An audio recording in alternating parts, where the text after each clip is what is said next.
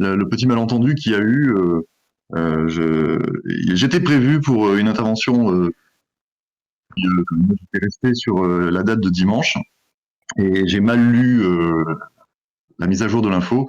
Donc voilà, désolé, mais ben, finalement, c'est maintenant, c'est là, c'est aujourd'hui, dimanche à 14h. Et puis, bah, pour ceux qui auraient pu être déçus, j'espère que je vais réussir à leur faire oublier ce malentendu. Voilà, voilà. Donc, merci. Alors, je ne sais pas trop comment ça fonctionne tout ça. C'est un peu une nouveauté pour moi. J'ai vu qu'il y en avait qui partageaient leur écran et qui faisaient s'afficher des documents, des images, etc. Comme par exemple, voilà, avec une grande hache. Je vais peut-être pas me risquer à ça, parce que sinon je vais me retrouver déconnecté et ça va être terminé.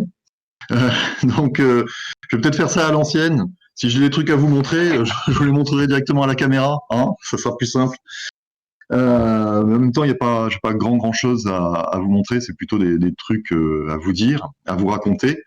Donc, avec une petite conférence ou nette sur un sujet qui peut partir éventuellement un peu dans dans tous les sens. Euh, Forcément autour de l'histoire, même si je suis pas historien, je suis pas prof d'histoire, hein, je suis juste réalisateur, donc ça va aussi parfois déraper sur des histoires de cinoche, de films, comment l'histoire est représentée au cinéma parfois. Et en fait, ce que je me suis dit, c'est que j'allais réutiliser un matériel que j'ai pondu au tout début du confinement. Voilà, c'est en fait ce qui s'est passé. C'est-à-dire qu'à peine le confinement a commencé, j'ai été contacté par une boîte de production dont je me rappelle plus le nom et parce que comme on venait de savoir que des tas d'élèves, d'enfants allaient être confinés sans école, ils m'ont demandé de préparer des interventions de 5 minutes, 5 interventions de 5 minutes à enregistrer dans un de leurs studios pour passer sur lumni.fr, la plateforme éducative de France Télé. Donc bon, pourquoi pas, c'est pour la bonne cause, c'est pour les gamins, pour parler histoire. Ils m'ont dit que c'était pour un public entre 8 et 12 ans, on va dire. C'est pas trop le public auquel j'ai l'habitude de m'adresser. Et puis donc en plus je leur dis oui mais moi je suis pas prof d'histoire, je sais pas si ça va être très pertinent ce que j'ai raconté à ces gamins. Et là la nana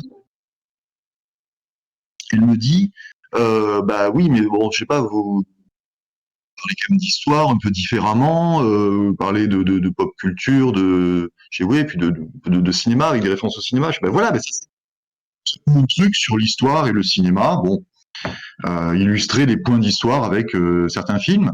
Donc j'ai dit ok, d'accord, banco, on va faire ça. Et je me lance. Et pendant toute la première semaine, j'écris des petites interventions, essayant de être trop pointu, hein, d'être très pédagogue, voilà, vraiment de présenter les choses de manière assez claire, bien accessible, tout ça. Je me rends vite compte qu'il y a quand même un petit souci, c'est que quand on veut parler de films historiques, bah, c'est souvent des films plutôt violents, voire avec du cul. Donc 8-12 ans, ouais, bah, dans la guerre du feu, quand il y a l'Homo sapiens, enfin quand il y a le Néandertal qui chope l'Homo sapiens et qui lui défonce, enfin qui, pardon, non, comment dire, on va parler des Croods plutôt, hein, les Croods, c'est bien les Croods. Donc voilà, je me suis vite rendu compte que c'était pas évident vraiment de cibler, en tout cas quand on veut sortir de quelque chose de très bateau, de très calqué sur le programme scolaire. C'est pas évident de s'adresser à un jeune public comme ça. Voilà. Je vais parler de quoi la série Rome de HBO. Ah non, pas vraiment. Quoi. Là non plus, c'est trop de violence, trop de cul. Et sinon, il reste quoi Astérix et des trucs qui sont pas. Alors, il y a des trucs à dire par rapport à l'absence d'historicité dans ces trucs-là, mais c'est pas trop ce que je voulais faire. Bref, je me prends la tête, j'écris tout ça, j'en écris 3 sur 5, et à chaque fois, j'essaye de faire un petit truc, c'est d'incorporer des éléments qui expliquent en quoi l'histoire c'est cool. en quoi l'histoire c'est intéressant. Parce que je sais que l'histoire, ça fait chier beaucoup de gamins. Beaucoup de gens qui s'intéressent à l'histoire s'y sont intéressés plus sur le tard, plus en tant qu'adultes. Et ils ont pas toujours, pas forcément de la faute des profs, mais disons que ils y trouvaient pas vraiment un intérêt tant qu'ils étaient sur les bancs de l'école, tant qu'ils étaient gamins. Parler de gens morts depuis longtemps, des vieux trucs, etc. Il y a des profs qui arrivent à le faire très bien, justement en utilisant les ressorts un peu aventure, histoire bataille, etc. Mais bon, voilà, il y a beaucoup de gens que je connais, ils se sont mis vraiment à l'histoire que une fois adultes. Donc j'ai essayé quand même de ah, caméra, j'ai eu un écran noir, mais apparemment tout est revenu. J'espère que tout va bien. Je suis toujours là. Bon. Donc j'ai essayé quand même de leur expliquer qu'est-ce qu'on pouvait trouver de vraiment sympa dans l'histoire et qu'est-ce qui pouvait donner des petits vertiges des fois sur certains trucs, que ce soit les échelles temporelles. Bon, les échelles temporelles, quand on étudie, je sais pas moi, la géologie ou l'astrophysique, l'histoire, les échelles temporelles de l'histoire, c'est peanuts. Mais ça aussi, ça d'intéressant, c'est que on peut plus facilement nous le rapporter à une échelle humaine. Et donc, quand on parle de quelque chose qui se passe il y a 1000 ans, il y a 1500 ans, ça nous parle plus que des trucs il y a des millions et des millions d'années. Oh, il y a Marg qui est arrivé. Coucou. Donc voilà, tout ça pour dire que je me suis lancé dans l'écriture de ces trucs-là. Et puis, au bout d'un moment, je me dis, bon, je vais quand même peut-être leur montrer ce que ça donne et qu'ils me disent si je suis complètement à côté de la plaque ou si ça passe. Ça devait être pas enregistré à la maison comme beaucoup de gens ont fait pendant le confinement. Ils devaient m'envoyer un taxi entièrement désinfecté et ils devaient m'embarquer chez moi, m'amener dans un studio où genre tel qu'ils me le décrivaient, limite je devais passer dans un couloir de plastique. Vous savez, comme dans la maison d'Eliott dans E.T. Quand il y a le gouvernement qui débarque. Et puis arriver devant une caméra, me poser, balancer mes trucs et puis repartir couvert de gel hydroalcoolique. Enfin bref, c'était voilà, c'était vraiment tout un truc, une organisation. Et ça arrivait là, 24 heures, 48 heures après. Donc je me dis, je vais quand même leur dire, leur demander si ça va ce que j'ai écrit. Je leur envoie, et là, c'est un autre gars, un gars qui me répond, par mail, et qui me dit, ouais, mais alors attendez, parce que s'il faut mettre des images de films pour illustrer, nous on n'a pas les moyens de payer les droits, donc en fait on va pas le faire. What? Terminé. Je sais pas, je peux peut-être enlever plus de réponse, fini. Donc je me suis retrouvé avec ces embryons de mini-conférences, de mini-interventions, et puis voilà, qui n'intéressait plus personne parce qu'ils n'avaient pas les moyens de passer des images de films pour illustrer les films pris un exemple. Sachant que tout ça était alors pas payé vraiment, défrayé sur la journée de tournage, mais en tout cas évidemment la semaine que j'ai passée à écrire tout ça, c'était dans mon cul, enfin dans mon bip, pardon. Mais bref, je me dis que c'est peut-être pas perdu complètement. Et qu'en tout cas, comme c'était des trucs que je trouvais plaisants à écrire, je vais m'en resservir aujourd'hui pour vous parler, mais en adaptant quand même un petit peu le vocabulaire. Je vais pas vous parler comme à des petits enfants de 8 ans, vous savez, c'était pas... Enfin, non, je vais un petit peu adapter quand même au public. Et donc voilà, les sujets dont j'ai pu parler, illustrés par des films, ça partait sur déjà la notion, pour me donner des bases, des grandes périodes. Les grandes périodes de l'histoire, alors vous voyez ce que c'est l'Antiquité, le Moyen-Âge, ou la période médiévale, si on veut pas faire triste aux médiévistes, qu'ils aiment pas trop l'emploi du mot Moyen-Âge, et puis la période moderne, qui elle-même, alors chaque période se subdivise en plusieurs parties. L'Antiquité, par exemple, c'est les Mésopotamiens, c'est les Égyptiens, c'est tous les Grecs jusqu'à Alexandre le Grand. Et puis bon, même les Romains c'est pareil. Il y a la partie de la République, il y a la partie de l'Empire, il y a l'Empire tardif, etc. Tout ça, tout ça est plein de sous-ensembles, la modernité étant elle-même divisée entre la Renaissance, le contemporain, et puis plein de trucs entre les deux qui m'intéressent pas des masses. C'est pas trop mon truc. Mais bon, c'est pas grave, on a le droit d'aimer. Chacun ses goûts, quoi. Et puis, je me suis dit, tiens, je vais peut-être aussi, pourquoi pas, parler de la préhistoire. Et donc, je vais y venir à la préhistoire. Mais tout ça, toutes ces périodes, ces époques, ce qui est intéressant, c'est aussi de voir, d'essayer de déconstruire pourquoi on les a regroupés, pourquoi est-ce que on regroupe l'Antiquité, pourquoi est-ce que on fait une séparation entre l'Antiquité et le Moyen Âge, est-ce que c'est pertinent?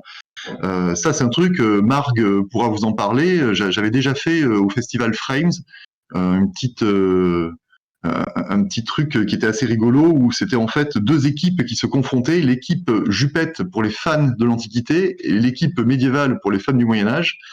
Et avec un grand renfort de mauvaise foi, on se balançait dans la gueule les arguments. Pourquoi c'est nous qu'on préfère les meilleurs? Pourquoi c'est nous qu'on a raison? Pourquoi ceci, cela? Qu'est-ce qui est cool dans un domaine? Qu'est-ce qui est cool dans l'autre? Et donc, on se balançait des arguments sur les personnages historiques, sur des problèmes moraux, du genre, je sais pas, les esclaves, l'esclavage, etc. Dans l'Antiquité romaine. Et tout ça, à la fin, finissait comme à l'école des fans, tout le monde avait gagné. Donc il y avait, alors pour mémoire, il y avait Manon Bril et moi-même pour défendre l'Antiquité, donc dans la team Jupette, et il y avait Marg et Fred d'Hero.com qui eux étaient les tenants des médiévistes, ceux qui étaient uniquement intéressés par le Moyen Âge. Le tout était arbitré par Léo Grasset de Dirty Biology. Et au final, alors on n'a même pas fait exprès, mais au final, à compter les points, les arguments positifs des uns des autres, on a fini par être ex aequo. Mais de toute façon, tout ça se terminait par, on reprenait un peu tous les faits. Rome supérieure au Moyen Âge, Grèce antique supérieure à Rome. Plus c'est vieux, mieux c'est. Et donc, au final, là, l'idée, c'était surtout de remettre tout ça en cause en disant que d'abord, il y a beaucoup de trucs qu'on croit être du Moyen Âge qui en fait ne sont pas du tout du Moyen Âge. Il y a beaucoup de choses qu'on associe à l'Antiquité et qui en fait se prolongent. Associer par exemple le Moyen Âge au christianisme, non, le christianisme ça commence dans l'Antiquité et voilà, et l'Empire romain est chrétien pendant plus d'un siècle avant d'Occident, l'Empire romain d'Occident avant de s'effondrer et chrétien pendant plus d'un siècle. Les armures médiévales qui font kiffer beaucoup de gens, en fait, elles datent plutôt de la Renaissance et même après. Voilà, 15e, 16e, 17e siècle pour les vraies armures de plaques complètement fermées, là, les boîtes de conserve et tout. Même pendant la guerre de 100 ans, où on commence à voir des plaques apparaître, il y a encore pas mal de parties qui sont faites avec la cotte de maille classique. Et donc oui, on était tous copains, et de toute façon, ce distinguo n'avait que très peu de sens. Et c'était une façon de remettre en cause ces séparations. Et moi, c'est des sujets que je trouve assez passionnants, parce que, en définitive, ça voudrait nous conduire à considérer l'histoire comme des tableaux arrêtés, des images fixes, des moments donnés, une photographie prise à un instant T. Et par exemple, Rome, c'est forcément des citoyens en toge, les jeux du cirque, les légions de centurions, enfin toutes ces images qu'on associe à Rome. Et au passage, d'ailleurs, l'expression, petit aparté, l'expression jeu du cirque, vous savez qu'elle est complètement à côté de la plaque, parce que ce qu'on appelle le cirque à Rome, c'est là où il y a les courses de chars. C'est Ben-Hur, quoi. Le Ben-Hur, le film de William Wyler de 59. Ou si vous y tenez, le film de Timur Bekmambetov, déjà, je sais pas comment on prononce en russe, mais enfin le film de 2016 là que j'ai pas vu, avec je ne sais pas qui dedans d'ailleurs, parce que le casting était complètement inconnu. Alors que bon, on se rappelle beaucoup plus de Charlton Heston. Donc voilà, ça c'est vraiment les jeux du cirque, c'est les courses de chars, les combats des gladiateurs, les Romains, les chrétiens balancés au lion, etc. Ça se passe dans des amphithéâtres comme le Colisée ou comme les arènes de Nîmes, etc. C'est pas du tout les jeux du cirque.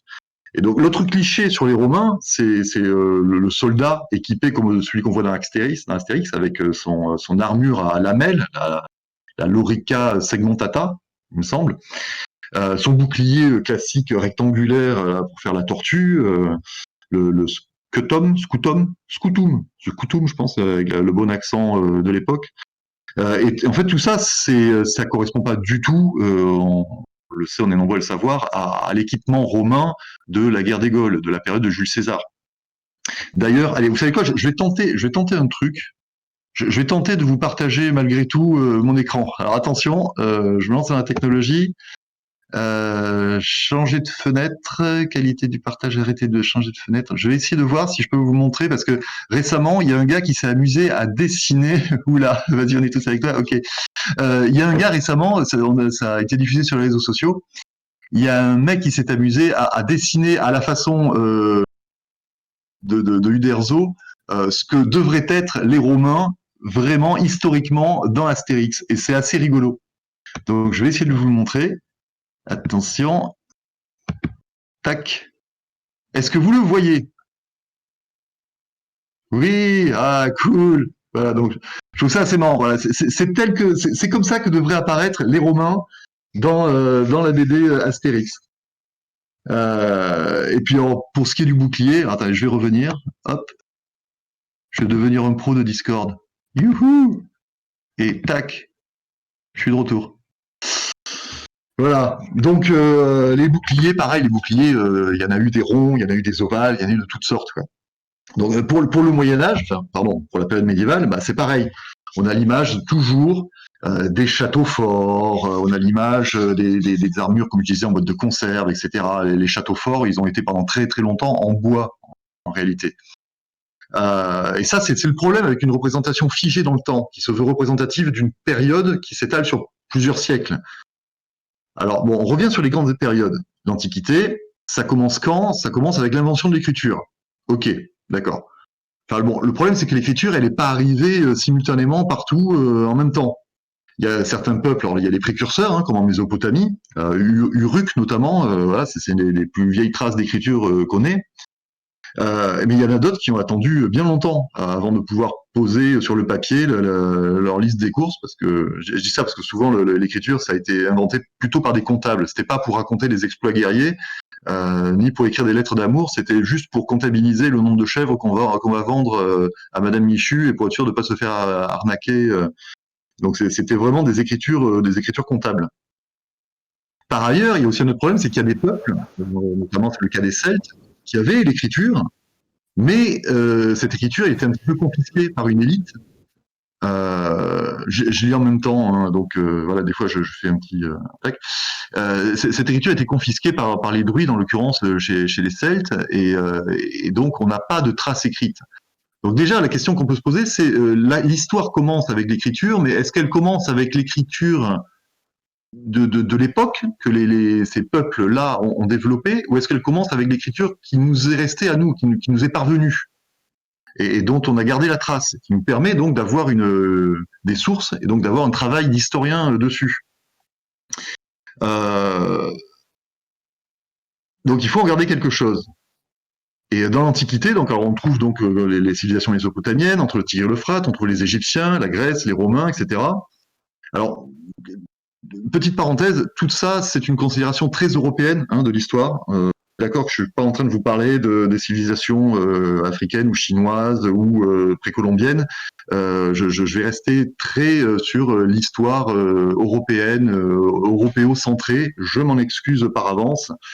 Mais bon, voilà quoi. Donc, donc ouais, ces grands moments de l'Antiquité, de l'accession à l'écriture, elle recouvre beaucoup de civilisations. Il y a la culture des Hassuna, la culture de Samara, la culture de Alaf, la culture de Obeid, les Sumériens, les Akkadiens, les Babyloniens. Donc tout ça, ce sont des peuples différents avec leur propre culte, leur propre langue. Les Égyptiens eux-mêmes, c'est un monde à part entière, les Égyptiens. Il y a eu de multiples dynasties avec des changements de capitale, de société, de religion. Et donc l'histoire de la Grèce également, ça commence avec les Mycéniens, qu'on associe à une écriture. qui est le linéaire B, que l'on peut déchiffrer, donc on peut en faire vraiment de l'histoire. Mais juste avant, il y a aussi les Minoens en Crète. Or, les Minoens, ils ont le linéaire A dont on a des traces, mais qu'on ne sait pas déchiffrer. Donc, est-ce que c'est de la préhistoire? Est-ce que c'est de l'histoire? Est-ce que c'est ce qu'on appelle la proto-histoire? La proto-histoire étant un concept qui mélange un petit peu à la fois les peuples qui avaient une écriture, mais qui ne nous est pas qui nous est pas restée, et aussi les peuples qui n'avaient pas d'écriture, mais dont on a des sources venues d'autres peuples.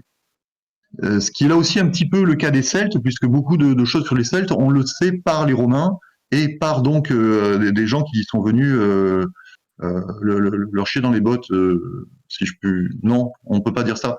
Enfin voilà, qui sont venus un peu les emmerder, mais grâce à qui on a des traces écrites. Voilà, donc tout ça est assez compliqué. Et donc l'histoire, en fait, c'est pas des photos, c'est pas des images arrêtées, c'est un flux. C'est un flux continu qui change constamment. Et dans ce flux, il y a des moments qui sont devenus des moments emblématiques et qui sont très représentés, notamment dans le cinéma, la BD, etc. Et il y a des parties entières de l'histoire qui sont complètement non traitées, complètement évacuées.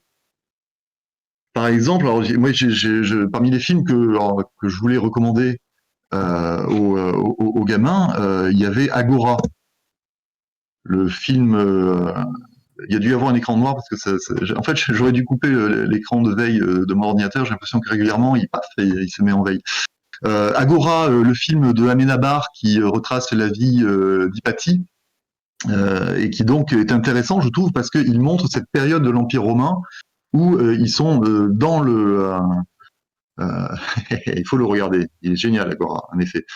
Il montre donc cette partie méconnue de l'Empire romain où le christianisme est vraiment dans les institutions, tous les tenants du pouvoir se sont convertis au christianisme, et il y a donc une inversion des martyrs, puisque ce sont les païens, enfin ceux qui en tout cas sont les gardiens de cette culture-là, païenne. Déjà, le terme païen est un petit peu péjoratif. C'est déjà un terme de chrétien voilà. Mais en tout cas, ceux qui sont à la fois les gardiens de la philosophie antique et du culte des ancêtres, etc., sont de plus en plus ostracisés et chassés du pouvoir, et beaucoup se convertissent en fait au christianisme pour garder la main, les rênes sur les institutions et le pouvoir. Donc. Mais donc ouais, Agora, vraiment à voir, très intéressant. Pop, pop, pop, pop. Alors donc oui, comme je vous disais, c'est à la fois un flux et c'est aussi une fractale.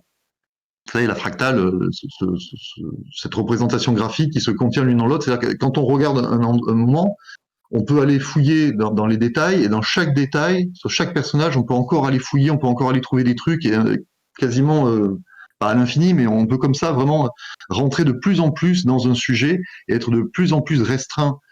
Et toute période en soi est un monde avec ses propres codes, avec ses propres enjeux, et qui remet en cause toutes ces images d'Épinal qu'on peut avoir sur ce qui est la romanité, ce qui est la Grèce, ce qui est le Moyen Âge. Voilà, le Moyen Âge, c'est quoi le Moyen Âge? Alors, dans un film, à moins que ce soit une comédie, hein, à moins qu'on joue à fond la carte de l'anachronisme, genre, c'est un film que je pense pour un exemple, 2 heures moins le quart avant Jésus-Christ, qui ne correspond alors à rien de rien, et c'est une grosse farce, etc. 2 heures moins le quart avant Jésus-Christ de Jean-Yann. L'Empire romain, on ne peut pas représenter l'Empire romain. On peut représenter un Empire romain bien particulier.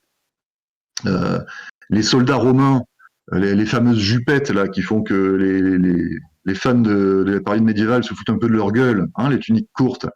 Ils sont pas cons non plus, les Romains. Quand ils sont en campagne en Germanie, ils sont pas habillés avec les jambes à l'air, quoi. Faut pas déconner non plus. Et la toge du citoyen romain, la fameuse toge, et la tunique romaine, même à Rome, il arrive un moment donné dans l'histoire romaine où il cesse de porter ça.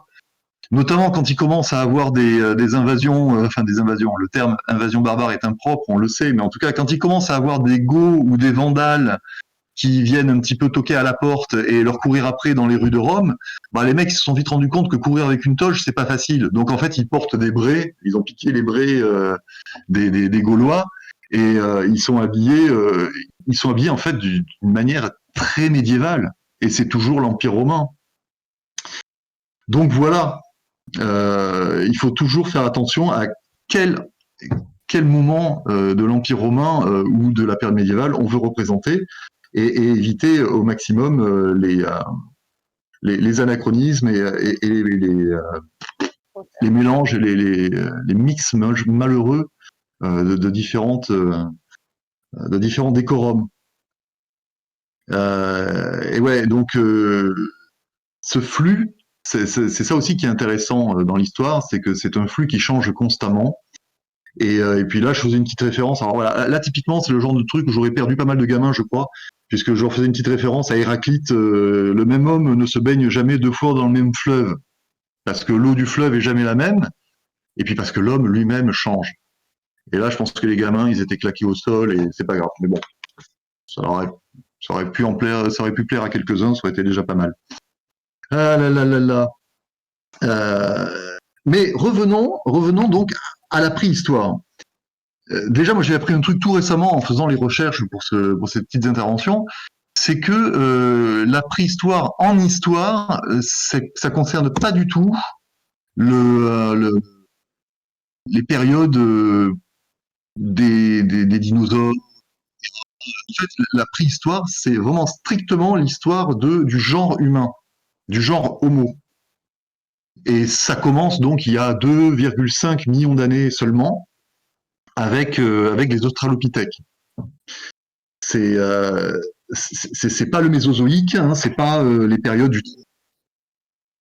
etc. Et encore moins les trucs d'avant, qui sont des périodes que je trouve fascinantes. Mais non, la préhistoire en histoire, c'est ce qui se situe vraiment entre l'apparition du genre humain et celle de l'écriture.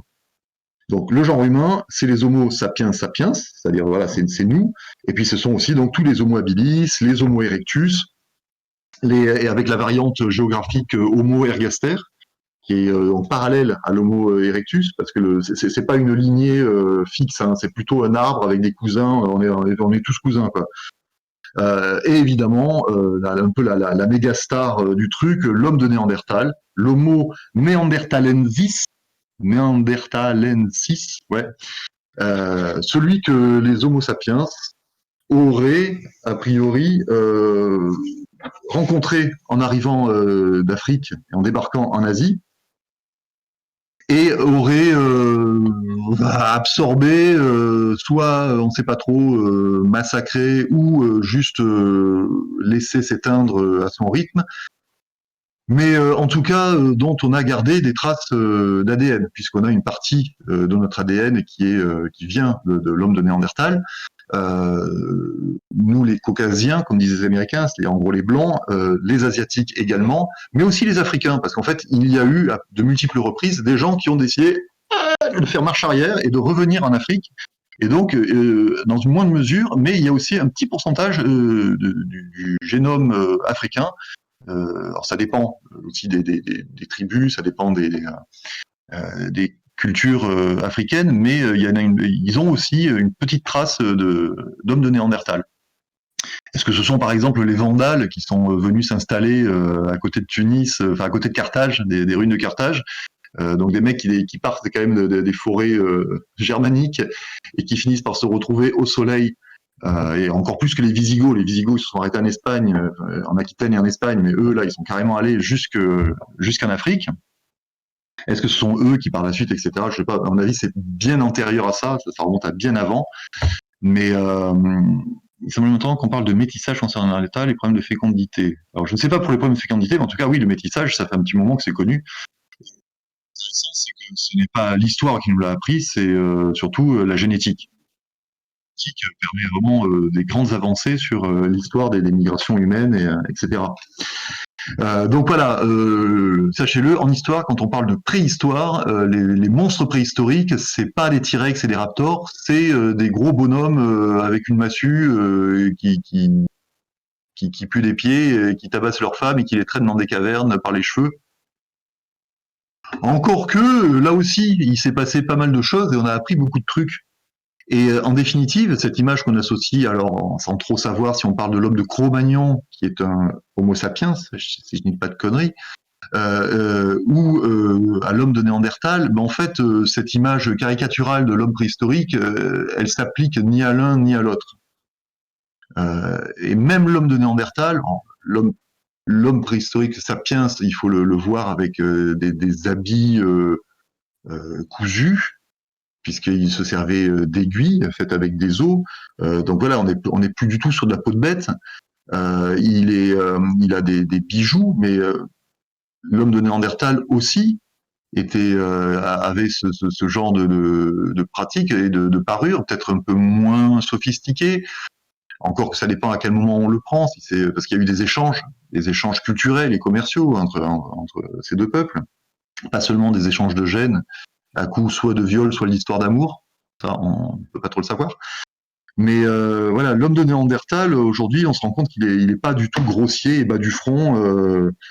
Certes, il est un peu plus trapu, il a des arcades sourcilières un peu près de... Mais on prendrait un homme de Néandertal et on le foutrait dans la rue aujourd'hui, il y a personne, a priori, qui se retournerait ou qui lui jetterait des pierres et qui se retournerait sur son passage. Il pourrait tout à fait se mêler à notre population.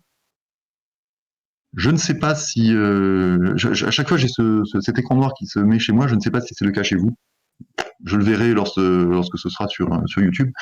Et bref, il y a aussi quelques petites différences qui sont rigolotes. Par exemple, a priori, les femmes de Néandertal, parce qu'on dit l'homme de Néandertal, excusez-moi mesdames, mais la femme de Néandertal était beaucoup moins différenciée sexuellement avec son mec, avec son homme.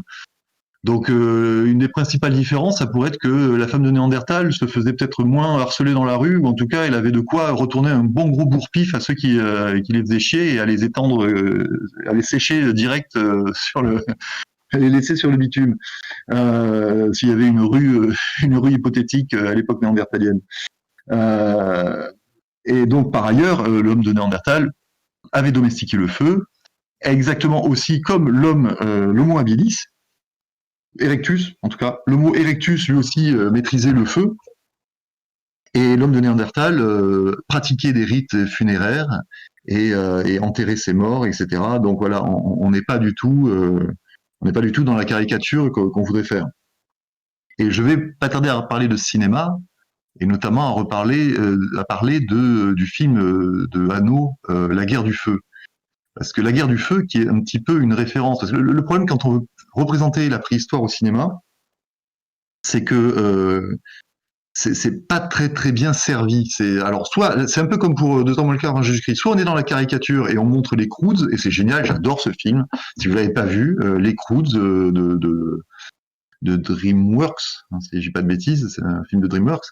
C'est génialissime. C'est génialissime.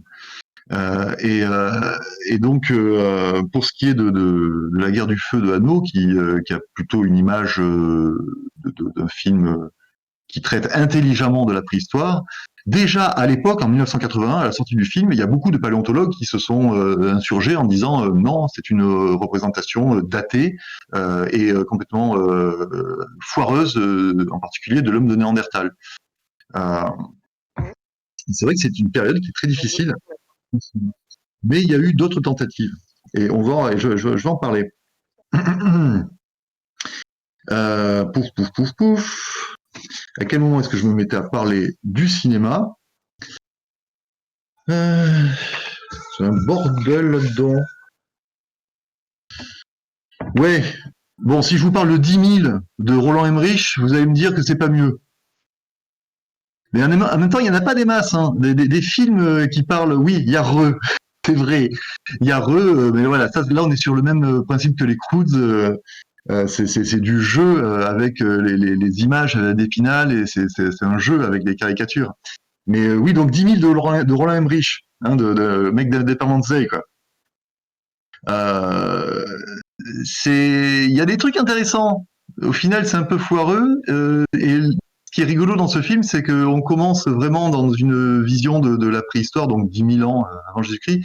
Et en fait, le personnage principal, dans 10 000, se retrouve à être confronté à une proto-civilisation dont on dit à demi-mot qu'elle viendrait en gros de l'Atlantide. Donc ça tisse des liens avec l'Atlantide et ça montre des pyramides d'imagerie un petit peu aztèque qui se construisent.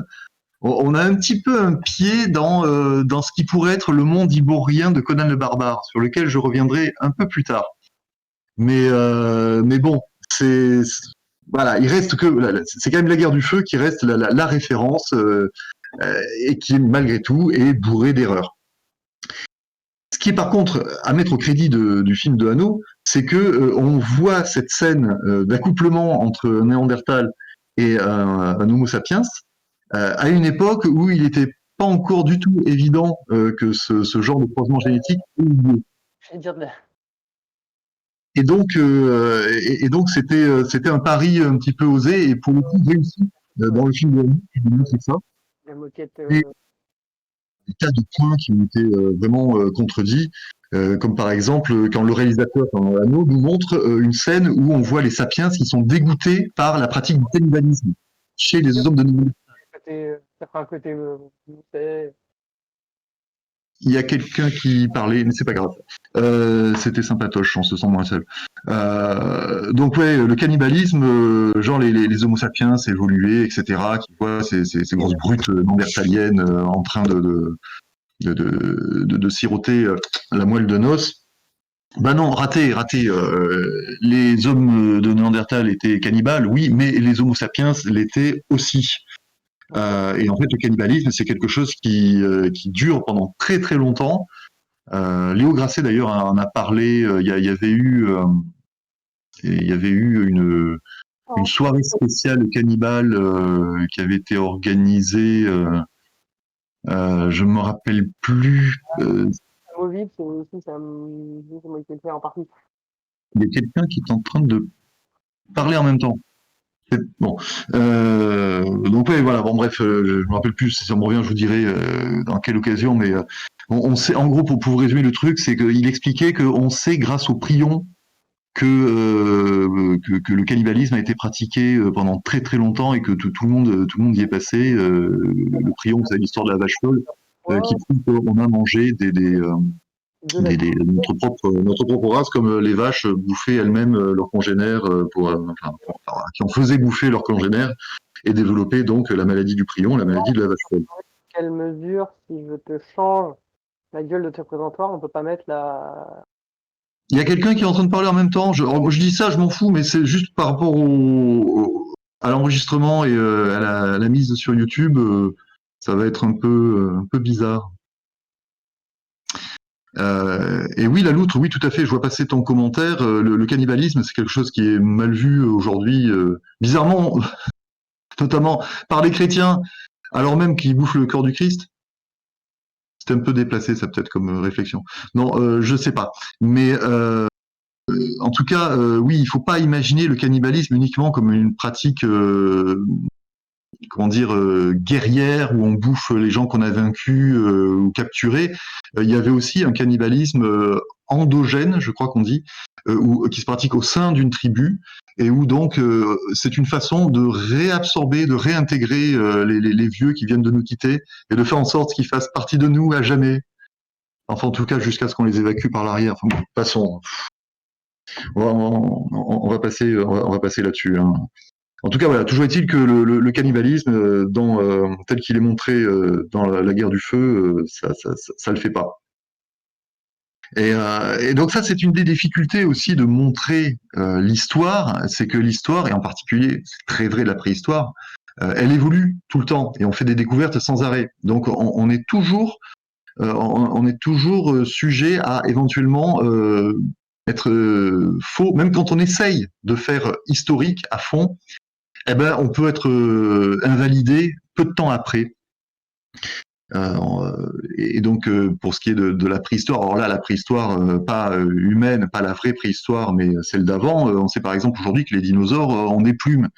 et que donc dans Jurassic Park, normalement, ils devraient tous être des gros poulets qui courent, ce qui les aurait rendus certainement beaucoup moins impressionnants. Voilà. Mais voilà, ça c'est un problème dans le cinéma historique, c'est que souvent on préfère un cliché, même faux, à un point scientifique qui colle aux connaissances, mais qui va peut-être être remis en cause. Je voulais citer, pour ce qui est de la préhistoire, un film qui s'appelle A.O., le dernier Néandertal, qui est un film de Jacques Malater. Et c'est un film qui veut vraiment, qui cherche vraiment à faire, il n'a pas eu beaucoup de succès, mais il cherchait vraiment à faire quelque chose de très pointu, de très vraiment scientifique sur la préhistoire. Et c'est ce gars, Jacques Malater, c'est un réalisateur à qui on doit également les excellents docu-fictions L'Odyssée de l'espèce, qui sont des docu-fictions auxquelles avait participé Yves Coppens. Je ne sais pas si vous avez vu passer ces docu-fictions L'Odyssée de l'espèce, qui est très bien foutu, des gros budgets français, où les Français font pas de la merde pour une fois, ça c'est plutôt cool. Et donc ce gars, Jacques Malater, a fait un film qui malheureusement, je crois, n'a pas eu le succès qu'il aurait mérité au cinéma, qui s'appelle donc A.O., le dernier Néandertal, avec une vraie vision scientifique de la préhistoire. Et donc tout ça pour dire que cette absence d'écriture, ça fait que tout ce qui nous reste de nos ancêtres, chasseurs-cueilleurs, c'est pas grand-chose, c'est l'archéologie qui nous le donne. Ce sont quelques vestiges rares parce qu'il y a peu de matériaux qui ont traversé le temps, mais ce sont quand même les peintures pariétales que ces hommes et ces femmes ont laissées derrière eux. Et quand je dis ces hommes et ces femmes, je devrais même dire, je crois, et on s'en rend compte de plus en plus, ces femmes. Parce que on se rend compte en étudiant les mains apposées comme une signature sur ces peintures rupestres que ce sont a priori surtout les femmes qui faisaient ces peintures. Pourquoi on ne sait pas, mais en tout cas c'était elles les artistes. Et donc c'est une histoire de mesurer la morphologie des doigts. Pendant longtemps, on a cru que c'était des adolescents ou que c'était la morphologie de ces gens-là qui était un petit peu différente. Mais non, apparemment, non, ce sont vraiment des mains de femmes. Et ces peintures, on ne sait pas trop ce qu'elles sont. Est-ce qu'elles sont de nature religieuse, sacrée? Est-ce que ce sont des supports, des modes d'emploi pour la chasse? Est-ce que ça raconte? Est-ce que c'est aussi pour un support pour raconter des histoires, pour que le chaman, en allumant un feu, projette des ombres et joue avec les peintures sur les murs, et donc en quelque sorte un ancêtre du cinéma, une sorte de caverne de Platon volontaire, et donc ouais, à la lumière des torches, des animaux qui semblent prendre vie, parce qu'on a fait des tests, on a fait des essais dans ces grottes, et la façon dont ils sont dessinés, la façon dont ça joue avec les courbes de la paroi, lorsqu'on passe une torche, lorsqu'on bouge une torche, il semble s'animer, il semble réellement bouger, ce qui est génial, quoi, comme principe. Donc, est-ce que c'est un mode d'emploi pour les générations futures? Dire aux chasseurs de plus tard, les gens avaient peut-être déjà une intuition d'un temps long, et à se dire, voilà, nous ici, on a chassé l'auroch, nous ici, on a chassé, il y a des lions, il y a des rhinocéros laineux, il y a je ne sais quoi encore. Mais on ne sait pas trop, on ne sait pas trop. En tout cas, ce qu'on sait, c'est que que ce soit l'Homo sapiens, Cro-Magnon ou d'ailleurs, c'était pas un homme des cavernes, comme on le dit. Dans ces cavernes-là, il n'y vivait pas. Ces peintures avaient certainement une importance particulière, parce que tu te casses pas le cul à faire des trucs pareils comme ça sur a priori plusieurs générations. Juste, c'est pas un graffiti, c'est pas une graffiti de bits dessinés sur les murs de Pompéi comme ça en passant. Hein. Et il y avait vraiment une utilité. Et ces grottes, du coup, avaient une utilité, mais en tout cas, c'était pas des habitats, puisque les chasseurs-cueilleurs vivaient plutôt dans des huttes transportables, puisqu'ils étaient, par définition, en tant que chasseurs-cueilleurs, nomades. Et donc, pour rester sur cette histoire de ces œuvres d'art fascinantes, il y a un truc que vous savez peut-être déjà, peut-être que j'enfonce une porte ouverte, mais en tout cas, c'était pas le cas des gamins à qui je voulais m'adresser en parlant de tout ça. La grotte de Lascaux date d'il y a 15 000 ans. Ok. Et les grottes de Chauvet datent d'il y a 30 000 ans. Et on y retrouve, de notre point de vue en tout cas, pratiquement la même chose, les mêmes types le même art, la même représentation graphique.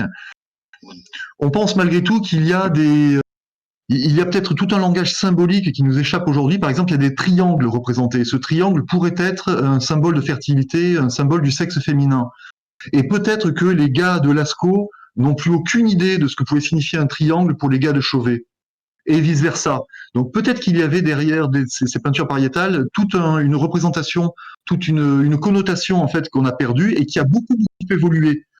Mais c'est vrai que de notre point de vue, on a quand même un peu l'impression que pendant 15 000 ans, les mecs, en fait, ça a stagné. Enfin, c'était exactement la même, peut-être pas culture, mais en tout cas, voilà, c'est un petit peu la même chose. Et ce qui est fou, c'est de se dire que voilà, entre Chauvet et Lascaux, il s'écoule autant de temps qu'entre Lascaux et aujourd'hui, et nous. Et ça, c'est un truc que je voulais pointer du doigt pour les gamins et leur dire, regardez comme c'est fascinant, regardez comme c'est vertigineux, c'est temps.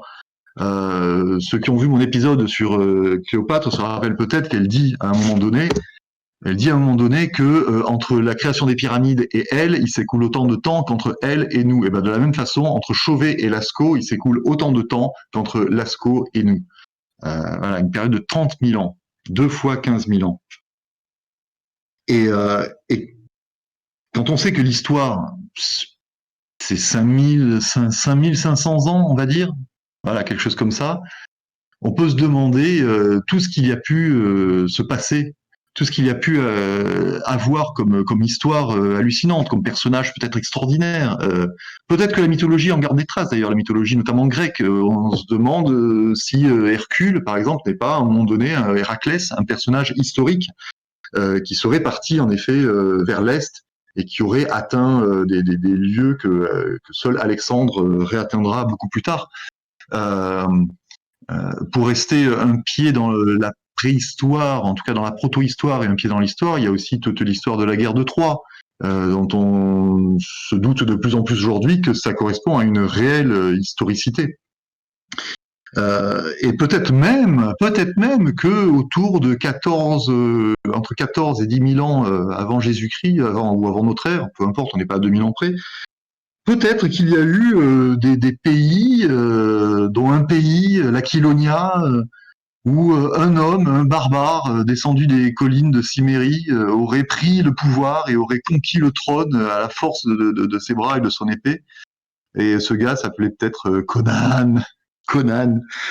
C'est ça que je trouve fascinant avec cette période-là, c'est qu'en effet, il y a l'espace géographique, enfin l'espace, pardon, historique, temporel, pour y glisser tout ça.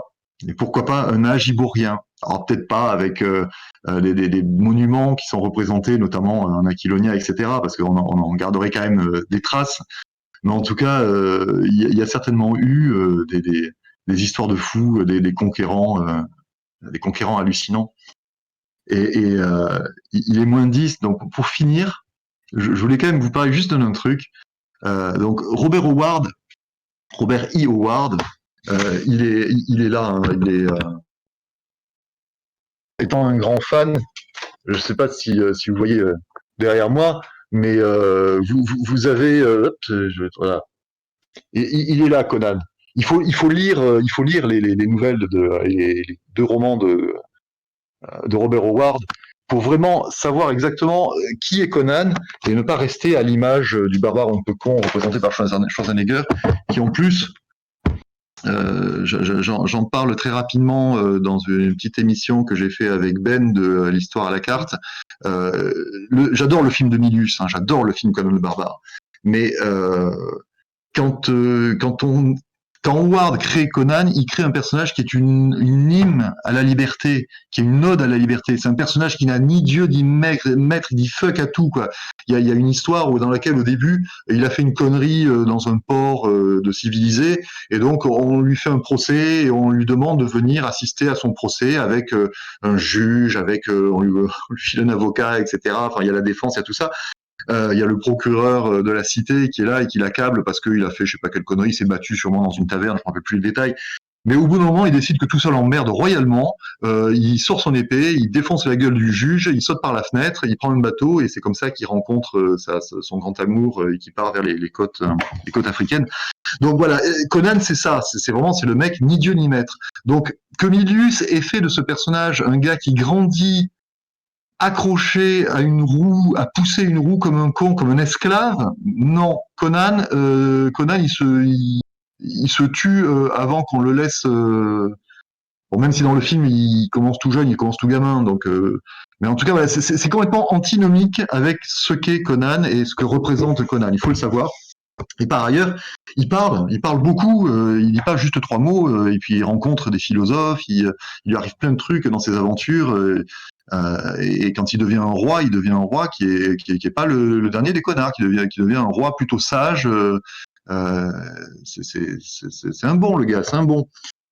Et donc, je ferme cette parenthèse, et pour continuer à vous parler de Conan, je voulais juste vous finir sur un petit truc rigolo.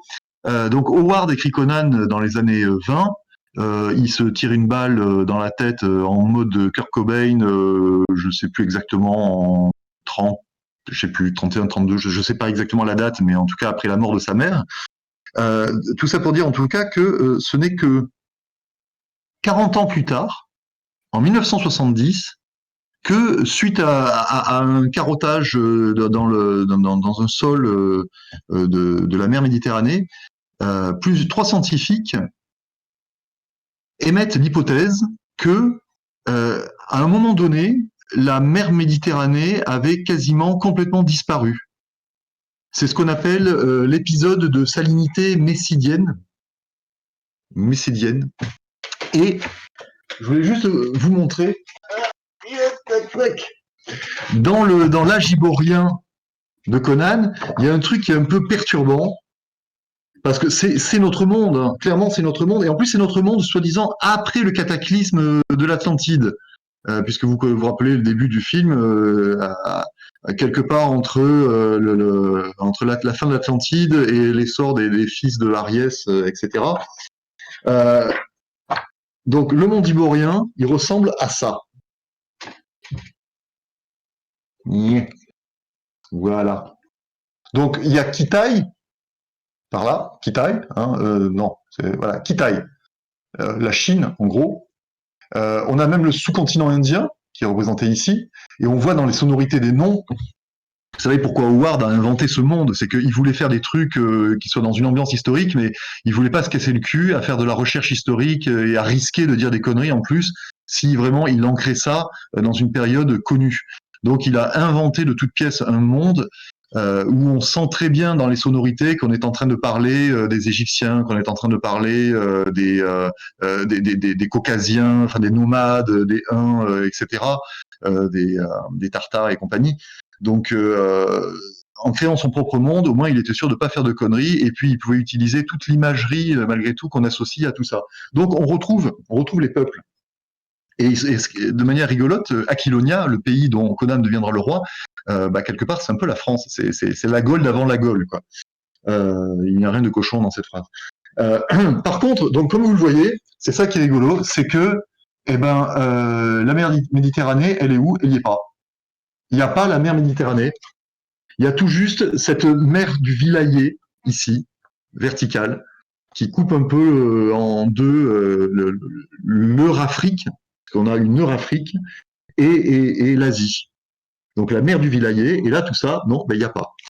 Et c'est très rigolo de voir à quoi ressemblait notre monde à l'époque de la crise de salinité messienne, puisque en fait il n'y a plus de mer Méditerranée et il reste plus que une espèce de longue bande de terre.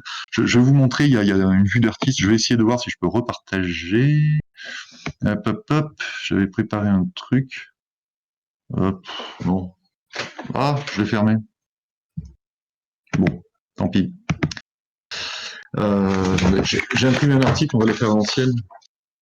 Mais alors, ça doit être tout pourri.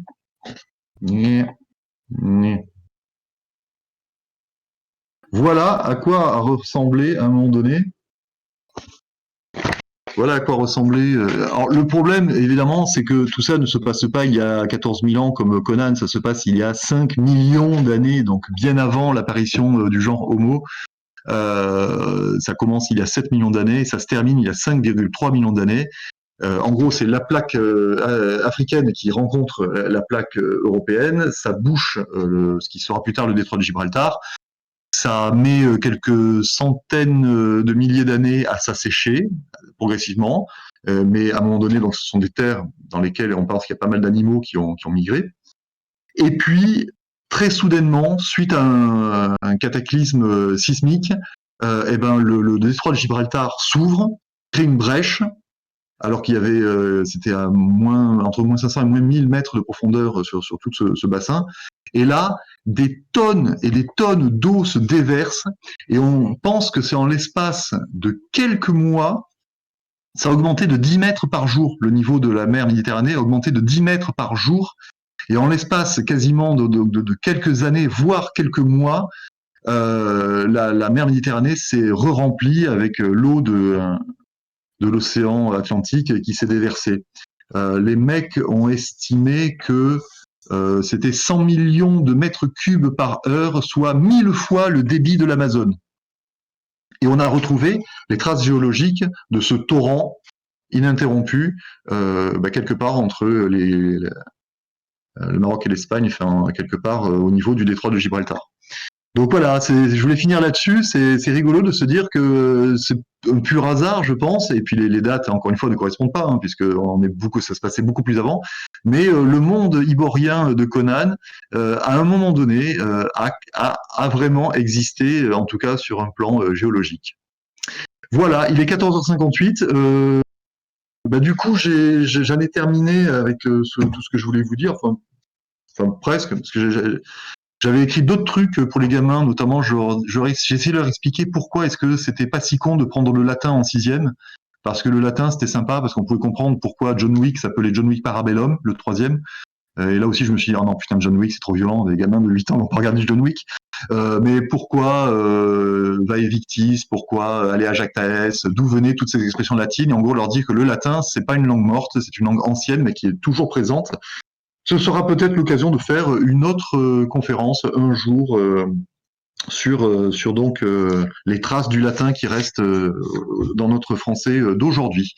Voilà, il me reste à vous remercier pour votre présence et votre écoute, pour ceux qui sont présents et qui m'ont écouté. Et puis je crois que ce qui se passe dans ces moments-là... Oula, alors je me rends compte d'un truc, c'est que le chat a continué alors que moi, mon écran était resté coincé, donc j'ai raté plein de commentaires. End of the game, que c'est le game, c'est gentil, bravissimo, merci beaucoup. Confession de géologie, non, mais par contre, je compte faire une confession de préhistoire un jour, avec un mec qui essaye de casser un biface pendant tout l'épisode et qui à chaque fois qu'il le pète, il pète un plomb. Donc confession de préhistoire, ça un jour je le ferai, ça c'est sûr. Et puis donc je crois que ce qu'on dit dans ces moments-là, c'est qu'on peut se retrouver ailleurs au bar. Oui, hein, au bar, exactement. Voilà. Donc pour ceux à qui ça dit, je vous attends au bar, au comptoir, avec ma tisane. Et puis encore merci et bonne fin de festival et à très bientôt. Merci Hugo. Et donc, dans un tout petit instant, nous avons Démystif qui va donc vous présenter une excellente conférence sur le chevalier et la fantaisie et toutes ces petits